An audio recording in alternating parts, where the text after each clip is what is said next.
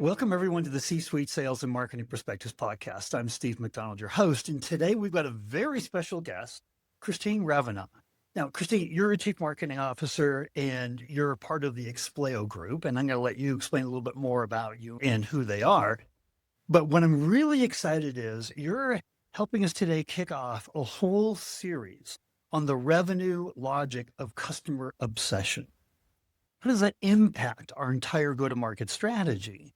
Now, you've been doing marketing for a long time. Every aspect of marketing you have covered, a 360 marketing expert. You've lived in both the US and mostly in Europe. You've had your professional life in Europe. You are from France. But what's interesting also is that you've been in PE-backed listed companies, companies that require not only just a kind of dotted circuitous line between marketing, customer, and revenue, but a direct correlation. You have been in umpteen different board meetings where that is a requirement. And so we're going to unpack that today. And another thing about your background that I just love is that you've been in B2C and B2B companies. And customer obsession, I mean, this is kind of a stereotype, but B2C companies have chief customer officers, chief experience officers. And we don't tend to have that in the world of B2B. That falls a lot on the shoulders of the chief marketing officer. So I love the background you have, but I'd love to maybe give you a chance to explain a little bit more about your background before we get started here. Sure. Do you want me to tell 2 words about my company as well? Because Expleo is a B2B. The thing is that the names are not as known according to the industry you're in. So we are a global service company providing services in engineering, technology, and consulting. We're about a 1.4 billion company. We have 17,000 experts across 30 countries, just to give you an understanding of the company. And before that, I was working in the hospitality business group Accor, which I'm sure everybody knows now because they're across the world, and managing the marketing for different hotel brands, and also being the chief of staff of the person who led the digital transformation, which was a major disruption stage for the hotel hospitality, let's say 10 years ago. So that's just to give you a slight understanding of where I come from. So as you mentioned, listed companies and more recently PE-backed companies, not the same rhythm, not the same expectations on impact on the business. Revenue. PE-backed is all about revenue and profitability, which is a very, very good environment to learn how to demonstrate impact quickly for a marketer. A whole lot of things to say on that scope. I think it did accelerate my understanding of what we need to be doing in marketing since I'm in a PE-backed environment. And I would say a broad understanding of the different cultures. As I grew up in the States, I lived in Europe, I'm French, and I've been exposed to multi-countries and the different organizations that I've worked with. So that's just to give you an understanding of where I come from.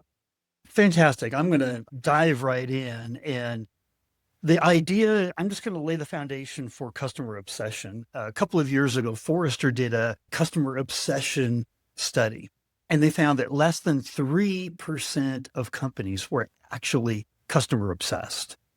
The ones that were, they had a 49% lift in revenue, a 51% lift in profitability, and a similar lift in customer retention and loyalty. So when we talk about customer obsession and the revenue logic of it, there's a direct correlation there.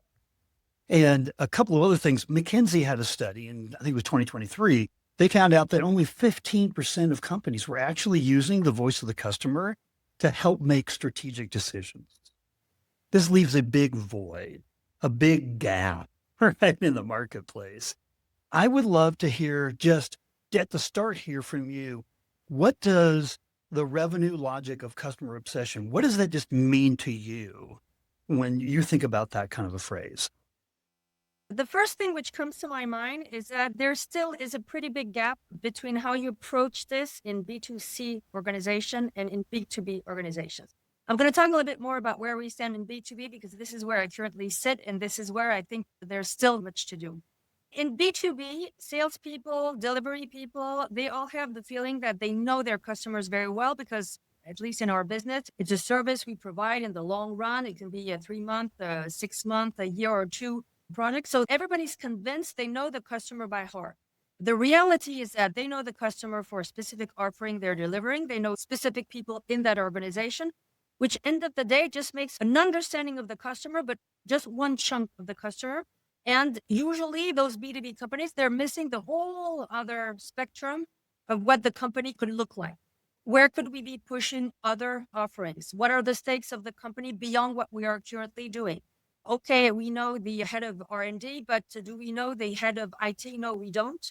And we never have. So it's all this, I would say, internal culture, which needs to change step by step, and helping salespeople deliver people that it's not a bad thing to have other people than them ask questions, polite, smart questions to the customer. So we get information which will help the whole organization. It really is something which needs to be tackled in a subtle way, because the current relationship is important, but it is not enough. It does not bring enough insights and inputs in terms of making a big difference, in terms of knowing exactly what's going to count for the customer, what can be new to the customer. It requires insights from a different angle. That's probably the most important, I would say. It's having an understanding of what the customer is looking for from an angle which you are not dealing with on a daily basis. And that insight, which is going to bring you new ideas, a new understanding of what their stakes are, to position yourself on other topics. So it's a whole chapter on which we're working, but I would say it's a cultural thing. It's getting into the step-by-step understanding that me as a salesperson, I will benefit this. And it's not like, okay, you're stepping on my territory and you're talking to my customer. It's, it can sound a little bit from the back age, but it is still today our reality. So I'm going to tell you what my big takeaway is from what you just said. 'Cause you just said a lot of really important things, but I was just reading and doing some research as well. And with this big trend in B2B where the buyer is waiting longer and longer and longer to want to talk to us, the sales organization, right?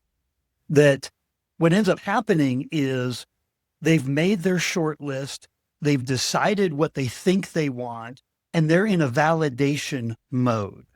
That's the context of the conversation we're having in sales versus earlier in their buyer journey where they're formulating the hypothesis around their problems and the priorities around it and what they really need to focus their time on. That's the area where we learn tremendously, right? Where we're learning about how they think, not how they're deciding, validating what they've already decided. And so here's something I just wanted to ask and get your opinion on.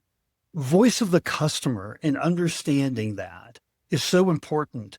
And the second takeaway that I had from what you said was that we have to be proactive at getting the right voices in front of the right people at the right times in the right context. And that takes time and that takes effort. Where you said a lot of in there about that a lot of us think we already know the customer, that you've just debunked that, right? The thing is that we, as a service provider, think we already know the customer.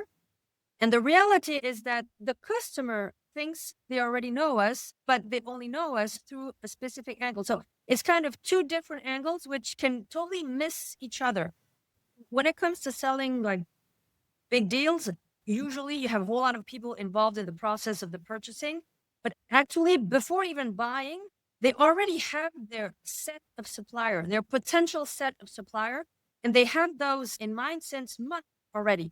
So if you don't find a way to come in those people's mind way, way, way ahead, there's just zero chance you're even going to be on the list of potential suppliers. So it takes a long effort ahead of time. Sometimes it's years ahead to be sure that your company is going to be listed on the potential suppliers for this or this service. So it's like customers are convinced they know you. You are convinced you know the customer, but both have I would say, a partial reality of who each other is.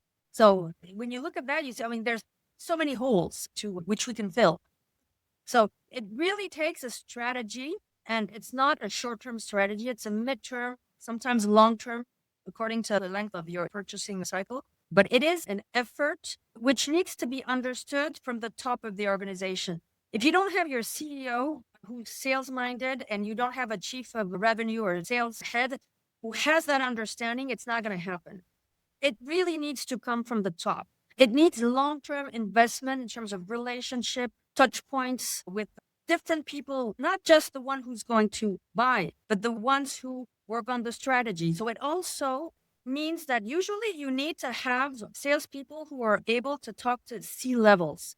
And in most companies, the salespeople have the relationship with the people who are going to support the delivery. And part of them do not have the experience or the posture to talk with the C-level. Whereas it is when you talk to the C-level that you get an understanding of what the real stakes are. What are the stakes on which you can position your company or your offering? And how do you build, I would say, the different touch points so they put you on their list when the decision is going to be made on buying the service? So definitely it takes a strategy and it takes some convictions from the top to make it happen. And to have those top conversations with top executives in the organizations, the ABM targets you're having there. And executive access is one of the hardest things. To get those conversations is one of the most difficult things to do. But if you don't have an intentionality to have those kinds of conversations, which are maybe outside of the traditional, right?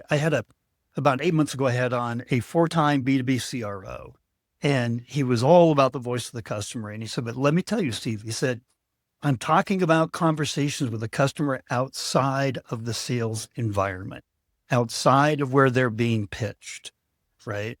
And that's what I'm getting from you. And you had also said in one of our earlier conversations that we're not even asking the right questions.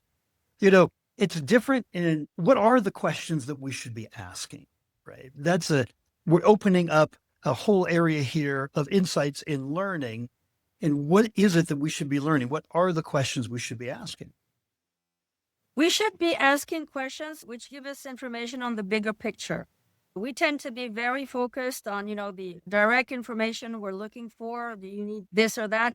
But it's really about understanding in which environment the customer is. What are the current, I kind of repeat the word stake, but that's what it all is about. Having them discuss about where's the company going? What are the difficulties they're encountering? What's been different this year? What are the competitors doing? What are the suppliers which have surprised you? For what reason? What have they provided? Just having a conversation which just not related to what you're trying to sell, but a conversation which is giving you information on the environment in which your customer is going to provide you with tons of little bits of information, which at one point is going to build something that's going to hook them and help you do the next sale. You kind of need to forget about what you want to sell and really have the deep will to understand where your customer sits, in which state they are, what are the problems they're facing. It's very often also a very personal relationship. Just being a good listener. I mean, if you ask the right questions, people like to talk. Of course, you need to be subtle. I mean, you need to be interested in what they're telling you. That's the thing. That's the reality. There needs to be some sort of authentic relationship between two people. And it's kind of taking it from a higher perspective in some sense. And that higher perspective is going to give you tons of information to help you then be very relevant in terms of what you're going to explain, how you're basically going to help them. The idea is, how am I going to help you? But pushing your idea on how you're going to help them is going to come very naturally once you understood the context and their environment in which they are. But it takes maturity in the conversation. It takes, I would say, maturity in the sale approach. And it probably also takes time. Time builds this quality of relationship. I think time is important when it comes to building trust with a customer. All this comes down to trust at the end of the day, It's very linked to the trust. How do you build trust with a person? Whether it's on your personal life or in your professional life, it's pretty similar. How do you build trust? It kind of comes down to that. Right before the beginning of the year, Forrester came out with their predictions for 2026. And they basically said that trust is the currency that gets us into the shortlist, right? Gets us into the deal. Trust is what helps us close the deal. Trust is what keeps the deal, right? Keeps the client. And so when you were talking about the kind of conversations to have, two things came to mind. First is McKinsey, another study that they did said that 90% of the data that we have as companies is conversational data. And that's where the true golden nuggets are, right? Especially if you're proactive about the kind of conversations that you're talking about, those interviews, those transcripts, right? We all have all of our workflows and work processes now running across AI, but everybody has the exact same AI tools, right? The tools themselves are the commodity. The insights that we put into the tools is what's going to differentiate us, right? And the kind of conversations that you were talking about, I thought of two. As CMOs, usually when we start up at a new business, we start calling customers, right? And we say, this isn't a sales conversation. I'm new here. I just want to learn. And asking all those questions that you were just talking about. And then also I was thinking about CAB meetings, right? Customer advisory board meetings. We always come out thinking, oh my gosh, we got to do this more often. We learn so much, but we don't have CAB meetings all the time. They're hard. We stop having those CMO to customer conversations because we get busy, right? But what I'm hearing from you is we need to have those conversations. And do we need to continue to have them? Do we get to the point where we just understand the customer enough where we go, we get it, right? Or is this an ongoing process that we always have to be in? It's an ongoing and it needs to take place in different ways. Like it's all about the touch points you're having with your customer. And you're having different type of touch points. For instance, you're all going to go to the same industry big convention. That's one touch point. Once in a year, you're going to organize dinners on a specific theme and you're going to invite certain of your customers to have, I don't know, AI is the big topic, over the 2 past years, the only topic we've been discussing is AI. So you invite people, you find a nice angle and people are happy to come. And that's another type of touch point. You're going to have your regular phone call, monthly phone call. That's a third type of touch point. They're going to invite you to some sort of supplier event. So all the other type of interactions companies come with, all these build a relationship with a person and are sources of understanding where the person sits, where the organization sits, his organization sits, the company itself sits. So I'm a true believer that face-to-face interactions remain very important. Of course, you cannot only do that, but having the real face-to-face meetings to me has a lot of value still. But okay, you're going to do this and you're going to do a Teams video and you're going to do webinars and you're going to do different type of format. But it's the combination of all this, which is in the long run going to teach you a whole lot on your customer. So I have to ask you something on a completely new level here. When you and I first met, we were preparing for this call, and I asked you a question. I said, what do you think are the two greatest challenges for creating long-term sustainable growth? I've asked about 120 C-suite executives that exact same question. And by large, over 70% of the executives said internal alignment is our number one challenge for creating long-term sustainable growth. And when you dig into it, the number one alignment factor, the number one change agent inside of a business is the voice of the customer. It's not the CRO saying, here's how I think it is. It's not the CEO or the CPO or the CMO. It's the customer. Nobody argues if you do it well, right? Nobody argues with the voice of the customer. So how important is internal alignment? I think it was a Bain study that said that internally aligned organizations, well-aligned organizations, have 2 times the revenue growth. So the whole idea here, the revenue logic of customer obsession, what I'm asking is, does customer obsession lead to better alignment, which leads to better performance and revenue? The answer is yes, for sure. However, you need to get there, and getting there is a journey. I often give this example in my current organization, which is a B2B, and I'm coming from a B2C. B2C, you were driven by what the customer was saying. Whatever you had, some customer survey whatsoever, everybody was like waiting, because the whole, I would say, company's strategy could change according to that. In my current environment, B2B, there is a yearly customer satisfaction survey with an NPS. It's an event among other events. It's not taken as, I would say, not seriously, but it's not the major information, which it should be. So once you have that, Let's say, for instance, you see that for whatever reason, from a year to the other, your customer do not perceive you as good in innovation.